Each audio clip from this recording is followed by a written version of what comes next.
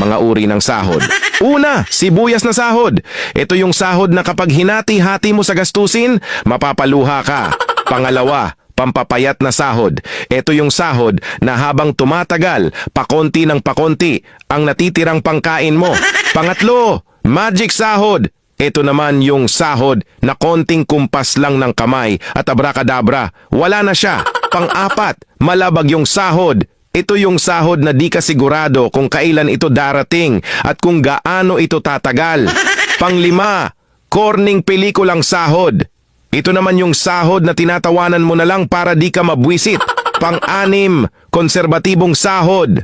Ito yung sahod na nakakawala ng inspirasyon. Pang-pito, baog na sahod. Ito naman yung sahod na kahit anong trabaho ang gawin mo, wala pa ring kalalabasan ito. Pang-walo, reglang sahod. Ito yung sahod na isang beses isang buwan lang dumating at tumatagal lang ng 3 araw. Alin sa 8 ang sahod mo?